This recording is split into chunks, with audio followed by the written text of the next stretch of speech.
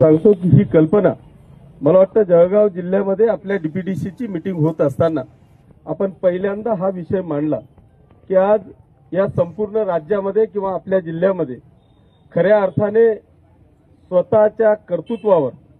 या संपूर्ण जिल्ह्यामध्ये आमच्या महिला बचत गटाच्या भगिनी स्वकर्तृत्वावर एक चांगल्या पद्धतीचं कार्य करताय, चांगल्या पद्धतीचं उत्पादन ते करतायत. जर आज आपण पाहिलं तर नुसतं एवढंच नाही तर बँकेतून घेतलेलं जे कर्ज आहे ते मला वाटतं 100% हप्ता परतफेड करणारा आज या संपूर्ण महाराष्ट्रामधला कुठला नागरिक असेल तर त्याचं नाव महिला बचत गट आहे. आणि म्हणून मी तुमचं सगळ्यांचं मनापासून अभिनंदन आणि कौतुक करतो की आपण आपलं बँकेचं सिबिल खराब न होऊ देता आपल्या सगळ्या बँकांचे हप्ते अगदी रेग्युलर ठेवून आपण एक वेगळ्या पद्धतीची पत या सगळ्या बँकांमध्ये निर्माण केलेली आहे. आणि म्हणून हा आवाज उठवत असताना त्या ठिकाणी माननीय जिल्हाधिकारी महोदय असतील किंवा आपले पालकमंत्री असतील यांनी हा विषय मनावर घेतला आणि आपल्या डीपीडीसीच्या माध्यमातून या संपूर्ण जिल्ह्यामध्ये आपल्या ह्या कर्तृत्ववान भगिनींच्या कर्तृत्वाला सलाम करत अशा पद्धतीने आपल्या जिल्ह्याच्या ज्यांचं नाव संपूर्ण महाराष्ट्रामध्ये की ज्यांचं शिक्षण नसताना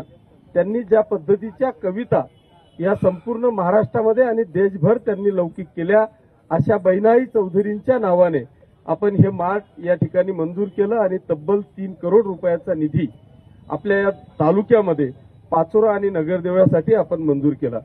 मी आपल्याला सगळ्या भगिनींना मातांना या निमित्तानं विनंती करणार आहे की आपण या ज्या पद्धतीने आपण बँकांमधून कर्ज घेतोय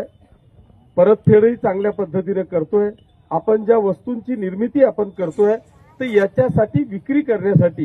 कुठेतरी आमच्याजवळ चांगल्या पद्धतीची वस्तू असावी हा एक अनेक दिवसापासूनची आमची मागणी होती. आणि ती मागणी मला वाटतं येणाऱ्या 6 महिन्याच्या आत ही 100% पूर्णत्वात जाईल अशा पद्धतीची व्यवस्था आता आज या ठिकाणी निर्माण झालेली आहे.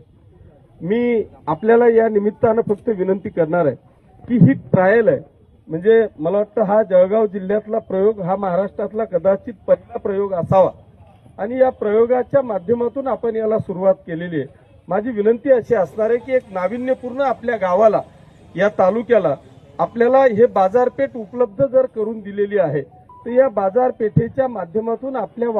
वस्तू ज्या आपण तयार करणार आहोत ह्या सगळ्या वस्तू आपल्याला थेटपर्यंत कशा पोहोचवता येतील.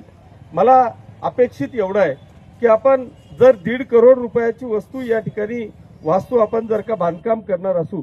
आणि मला वाटतं जागा इतकी